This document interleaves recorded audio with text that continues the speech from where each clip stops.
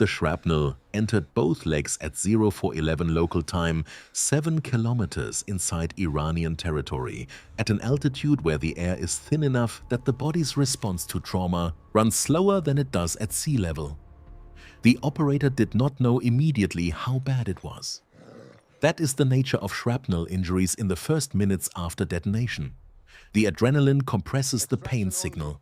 The body's priority systems route resources away from sensation and toward function, and the man who has been hit is often the last person to understand the full extent of what has happened to him. He knew he was hit. He knew both legs were compromised. He knew the mission was over and that getting out alive was now the only objective that mattered. He had 8 miles to cover. He had 48 hours before the window for extraction closed. And he started moving. The operation that placed him 7 kilometers inside Iran had been planned over 6 weeks. The planning cell had worked the target package with the attention that Tier 1 operations receive, which is total and exhaustive and structured around the assumption that the plan will encounter reality at some point and that the encounter will reveal discrepancies the planning could not have anticipated.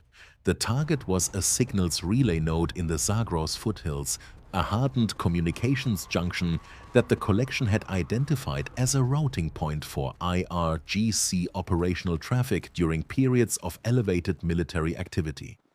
The node was not large. It was not heavily defended by conventional standards. It was, by the collection's assessment, inaccessible to a 4-man element with the right equipment and the right insertion window. The insertion had been clean.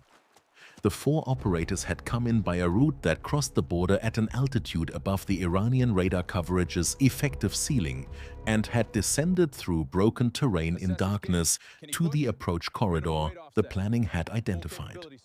The approach had taken 3 hours. The node was reached at 0347.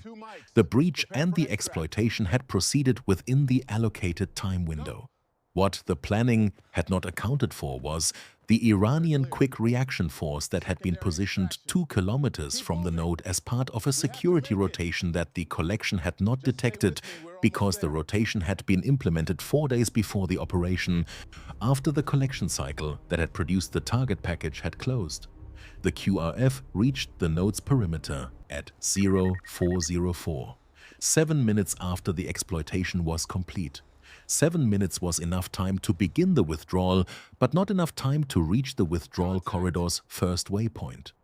The contact happened at 0411 in a dry creek bed that the planning had designated as a covered movement lane, and that the QRF had flanked from the north in the 7 minutes between their arrival at the node perimeter and their identification of the withdrawal direction.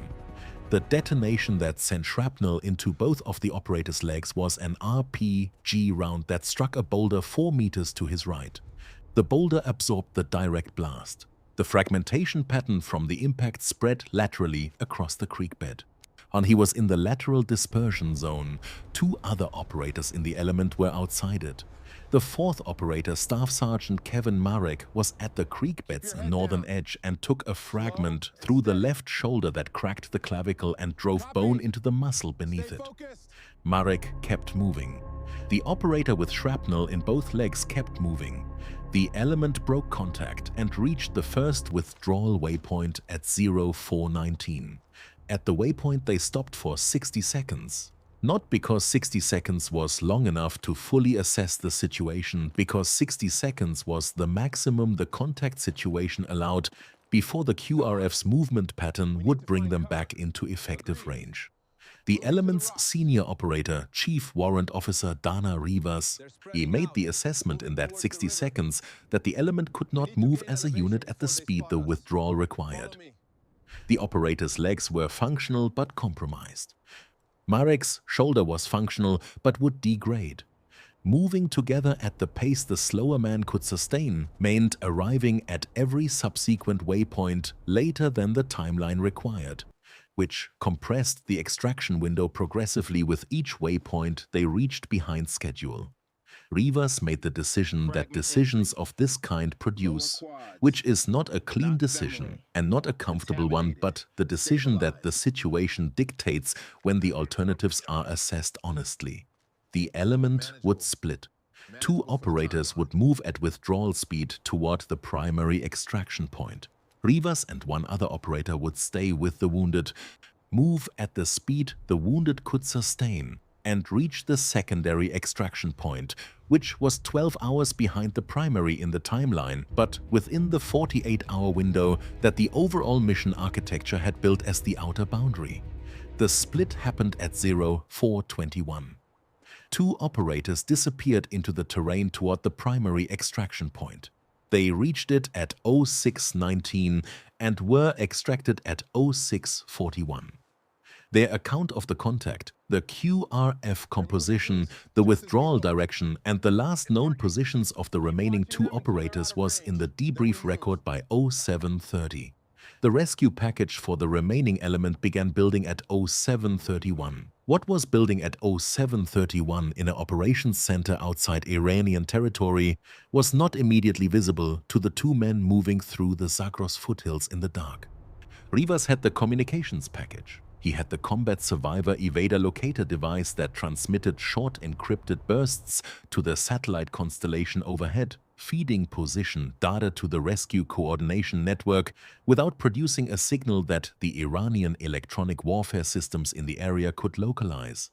He transmitted in the intervals that the device's operational protocol prescribed, brief, spaced frequency hopping designed to look like noise to any receiver that did not have the decryption key. The operator with shrapnel in both legs had his own CSEL. He did not transmit. Rivas transmitted for both of them. One transmission source was harder to triangulate than two. Or the discipline of not transmitting when transmission is not necessary is the discipline that SERE training builds across years of repetition, and that becomes instinct in the field. The automatic understanding that every second the beacon is active is a second the Iranian collection systems have to work with. The operator's name was not released in any public account of the operation. He appears in the mission documentation under his call sign and his rank, which was Senior Chief Petty Officer Naval Special Warfare. 19 years in service, 7 combat deployments. The shrapnel in his legs was the first time he had been hit by fragmentation in 19 years of going into places that fragmentation existed. The statistical improbability of that record was not something he thought about in the creek bed or in the hours that followed. Or he thought about the terrain ahead and the pace he could sustain and the distance to the secondary extraction point and the rate at which the pain in his legs was moving through the adrenaline towards something he would need to manage.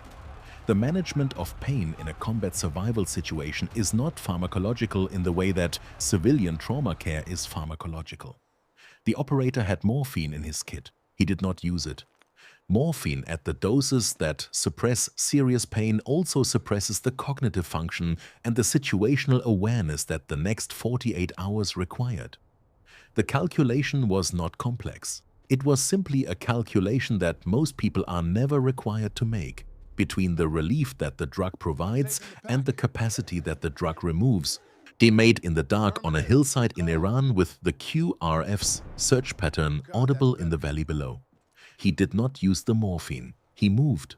The terrain between the creek bed and the secondary extraction point covered 8 miles in linear distance. Linear distance is not the distance that matters in the Zagros foothills, where the elevation changes run between 300 and 800 meters per linear kilometer, and the surface is composed of limestone karst, loose shale, and the specific unpredictable mixture of both that makes every step a calculation and every wrong calculation a fall. The 8 linear miles resolved in movement time to a distance that was calibrated not by speed but by what the operator's legs would produce over sustained hours. What they produced in the first 2 hours was slower than Rivas had planned for. Not because the operator was making bad decisions, because the shrapnel fragments in both legs were distributed in a pattern that made specific movements disproportionately painful, and the specific movements that were disproportionately painful were the movements that the terrain most frequently required. Descending loose shale on a gradient of more than 20 degrees loaded the quadriceps in a way that drove the fragments against the muscle fibers in both legs simultaneously. The operator found the movement pattern that minimized this load, which was a lateral descent that used the terrain's natural shelving rather than the direct line, and he used it consistently. And it was slower than the direct line by a factor that Rivas tracked against the timeline and did not mention. By 0600, they had covered 2 miles from the split point. Here by 900, 4 miles. The pace was sustainable. It was also when projected against the distance remaining and the daylight exposure that moving in daylight in this terrain produced a pace that would require adjustment in the second half of the distance. Daylight in the Zagros foothills in March arrives at 0618 and produces visibility conditions that transform the movement problem from a problem of terrain navigation to a problem of terrain concealment. Moving across open limestone karst in daylight, in terrain where the Iranian search pattern from the QRF was expanding outward from the contact point at 0411, was a different problem from moving across the same terrain in darkness. Rivas made the decision at 0542, 26 minutes before first light. To go to ground until the daylight's exposure risk was assessed against the timeline cost of waiting. They went to ground in a limestone outcrop that provided overhead concealment from aerial observation and lateral concealment from the ridge lines on 2 of the 4 approach directions. The other 2 directions were open. Rivas positioned himself on the exposure side. The operator went into the deepest part of the outcrop and addressed his legs. The assessment he conducted in the limestone outcrop at 0548 local time was the first complete look he had taken at the damage since the creek bed. The shrapnel had entered both legs through the outer thigh on the right and the lower quadriceps on the left. The fragments were not deep enough to have reached the femoral vasculature. The bleeding had been significant in the first minutes and had slowed as the body's coagulation response worked through the adrenaline-elevated system. He had applied pressure dressings in the creek bed during the 60-second assessment stop. The dressings were saturated but holding. He replaced them from the kit Rivas was carrying and assessed the underlying wounds as contaminated but manageable for the timeline. Manageable for the timeline meant something specific. It meant that the wounds would not produce the complications that end survival situations early. Uncontrolled hemorrhage, vascular compromise, compartment syndrome from swelling in a confined muscle group. It did not mean the wounds were not serious. It meant they were serious in a way that the next 48 hours could be survived through. And with the understanding that surviving through them would produce damage that would require surgical intervention and recovery time that could be accounted for after the extraction, not before. He tightened the dressings and did not comment on the assessment to Rivas. Rivas had seen the wounds in the creek bed. He did not need a report. They lay in the limestone outcrop from 0542 to 1140. 5 hours and 58 minutes of ground time, while the daylight established itself and the aerial search pattern from the MQ-9 Reapers overhead built its picture of the Iranian QF's movement in the valley below. The Reapers had been overhead since 0520. The first assets the rescue package had been able to position after the primary elements extraction at 0641 provided the contact location and the estimated withdrawal direction. As the Reapers' presence was invisible to the 2 men in the outcrop, in the sense that the aircraft were at an altitude that made them inaudible. It was not invisible to the Iranian QRF, which had its own electronic warfare systems, and whose behavior, observed from altitude, showed the specific pattern of a search element that knows it is being watched from above and is adjusting its search methodology accordingly. The adjustment the QRF was making was significant. A search element that knows Reapers are overhead moves differently from one that does not. It breaks into smaller groups, reduces the radio traffic that the Reaper signals collection can localize, uses terrain features for concealment rather than moving across open ground, and extends its search timeline because the pace that concealment requires is slower than the pace that open movement allows. The QRF's adjustment added time to the Iranian search. It also added time to the rescue package's ability to build the picture of where the QRF was and where it was not, which was the information the rescue package needed to plan the extraction approach. At 11:40, Rivas assessed the daylight exposure against the remaining distance and the timeline and made the decision to move. The decision was based on the Reaper feed that he could not see, but that the CSEL's data link confirmed was being transmitted. His position was known. The QRF's position relative to him was being tracked.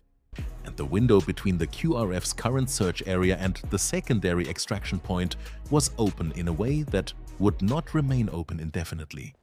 They moved at 11:43. The next 4 miles took until 18:20. 6 hours and 37 minutes for 4 miles in daylight across terrain that the operator was navigating on legs that had been carrying shrapnel fragments for 7 hours. The pace was not what either man would have called acceptable under any other condition. Under these conditions, it was what the situation produced, and they worked within it. Rivas carried the operator's kit in addition to his own for the last 2 miles, when the operator's pack was adding a load to legs that had reached the point where additional load produced cumulative damage rather than manageable fatigue. The secondary extraction point was a flat shelf of limestone on the western face of a ridge, wide enough for a single helicopter, and open on the approach side to a valley that provided a clean ingress route from the west. The collection had identified it 6 weeks before the operation as a contingency extraction option. It appeared in the target package under the designation Alternate 2. The planning cell had built the Alternate 2 option as a worst-case provision. The option you include because the mission architecture requires it and that you expect to never use. Rivas and the operator arrived at Alternate 2 at 18:48 local time and confirmed the position via CSEL transmission. The confirmation reached the rescue coordination element at 18:49. The extraction timeline began. The rescue package that had been building since 0731 was now a specific composition. 2 HH-60W Jolly Green 2 helicopters, an HC-130J, Combat King for refueling and command relay, 4 F-15ES providing fighter cover, and the Reaper coverage that had been continuous since 0520. SEAL team elements had been staged at a forward location for the extraction, positioned to provide ground support if the extraction site was reached by the QRF before the helicopters arrived. The forward location was inside Iranian territory, and the decision to establish a forward location on Iranian soil had been made at the level where decisions of that consequence are made and had been executed by C-130 crews, who had landed on a prepared surface in a valley that the Reaper coverage had confirmed was clear of Iranian forces for a window that was adequate but not generous. The forward location had been operational since 1200. The C-130S had been on Iranian soil for 6 hours and 48 minutes by the time the position confirmation from Rivas came through. The crews were aware of the timeline and of what the timeline's expiration would mean for the aircraft and the personnel aboard them. The Jolly Greens launched from the forward location at 19:03. The flight time to Alternate 2 was 22 minutes at the ingress altitude and speed the air threat environment required. The F-15Es were already on station above the ridge, having transited from a holding position 40 kilometers west that had allowed them to maintain fuel state while keeping the fighter cover package ready. The Reapers adjusted their coverage pattern to establish a close protection perimeter around the extraction point as the Jolly Greens entered the final approach corridor. The QRF had not found the extraction point. It had found the general area. 3 QRF elements were within 3 kilometers of Alternate 2 at the time the Jolly Greens launched. The Reaper coverage had been tracking those elements throughout the day and had engaged 2 of them at moments when their movement trajectories converged on lines that would have brought them within effective range of the operator's position before the extraction timeline could be met. And the engagements had disrupted the QRF's movement patterns sufficiently to maintain the 3-kilometer separation that was the minimum threshold for the extraction to proceed. At 19:21, a QRF element moving along the ridge's eastern face close to 2.4 kilometers from Alternate 2. The Reaper coverage engaged the element. The engagement stopped the movement. The separation returned to 2.8 kilometers. The Jolly Greens were 4 minutes out. The first Jolly Green reached alternate 2 at 1925. The approach came in from the west, low and fast, the helicopter flaring at the shelf's western edge and holding a hover 3 feet above the limestone, while the crew chief managed the rotor wash and the 2 men on the shelf moved toward the aircraft's door. Rivas went first, pulling the operator with him. The 2 of them crossing the shelf in the specific compressed urgency of men who have been in hostile terrain for 14 hours and can see the aircraft that ends that and move toward it with everything they have. The operator's legs carried him to the aircraft door. That is the accurate description of what happened, and it does not convey what the accurate description means, which is that a man with shrapnel fragments in both quadriceps, who had moved 8 miles across Zagros cast limestone over 14 hours, stood up from the ground and walked to a helicopter door. The walking was not fluid. It was not what walking looks like when the legs are intact. It was the specific, controlled collapse of a body that has used everything it has and is using the last of what remains for the final 20 meters, because the final 20 meters is what the survival situation has compressed into. He made it to the door. The crew chief pulled him in. The Jolly Green lifted off alternate 2 at 1927. The second Jolly Green, which had held in a low orbit west of the ridge during the extraction, moved to cover the forward location for the C-130 departure. The C-130 departure was the final element of the operation that remained unresolved. 2 C-130s on Iranian soil with the forward location personnel aboard, the nose gear of one aircraft having settled into the surface during the landing sequence in a way that made the standard departure roll problematic. The problem had been identified at 16:30 and had been worked for 3 hours by the ground crew with the resources available at the forward location, which were the resources that 2 C-130s carry and the resources that the special operations personnel aboard them carry, and nothing else. The nose gear problem was not solved. At 1921, with the QRF closing on the forward location's perimeter and daylight diminishing at a rate that made the departure window finite, the decision was made to destroy the aircraft that could not depart and use the remaining C-130 and 3 additional aircraft from the recovery package to move the forward location's personnel out. The aircraft that could not depart was destroyed by the Air Force ordnance that the recovery package carried. The destruction was controlled and complete, or the forward location was cleared at 2003. The operator was on the medical aircraft at 2011, receiving the surgical assessment that the 48-hour timeline had deferred. The assessment confirmed what the limestone outcrop evaluation at 0548 had suggested. The fragments had not reached the femoral vasculature. The contamination was significant and required debridement that the field dressings had not been able to provide. The damage to the muscle tissue in both legs was consistent with what 8 miles across Zagros cast produces in legs carrying shrapnel, which is damage that requires time and surgical intervention and the specific patience of recovery that the operator would not have characterized as his strongest attribute. He was conscious and communicating when the aircraft crossed back into non-Iranian airspace. The crew chief who had pulled him through the Jolly Green's door at 1927 was in the medical aircraft, and the 2 of them had a brief exchange that the crew chief later described as the kind of exchange that happens between people who have shared something that language does not fully reach. The crew chief asked him how he was doing. He said he was doing fine. The crew chief noted that he had shrapnel in both legs and had just crawled 8 miles and was not, by any clinical standard, doing fine. He said that fine was a relative term. The crew chief did not argue with this. The forward location's destruction site in the Iranian Valley would be reached by IRGC forces before dawn. They would find the burnt airframe of 1 C-130, the cleared surface that the second C-130 had departed from. The physical evidence of a temporary operating base that had existed for approximately 8 hours on Iranian soil and that had been removed with the exception of the destroyed aircraft.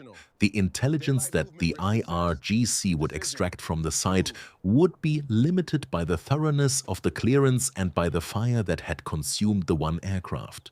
It would not be zero. The site's location, its surface characteristics, the evidence of the force composition that had used it. These were data points that the Iranian collection would incorporate into its assessment of what the operation had been and what it had been capable of. The assessment would be accurate in some respects and incomplete in others, because the operation's full scope, the 6 weeks of planning, the Reaper coverage, the CSEL network, the CIA deception operations that had run parallel to the ground element and that had occupied a portion of the IRGC's search capacity throughout the 48-hour window was not visible in the burned airframe and the cleared surface. The CIA deception operations had begun at 07:30 and had run for the full duration of the survival situation. They had seeded information through the human intelligence channels that the IRGC used to coordinate its civilian informant network. Information describing an extraction in progress by a ground convoy moving toward the border through a corridor that was 300 kilometers from the actual position of the two operators in the limestone foothills. The Iranian search resources that responded to the deception information were resources that did not respond to the actual position, and the actual position's survivability across 48 hours was in part a function of those redirected resources.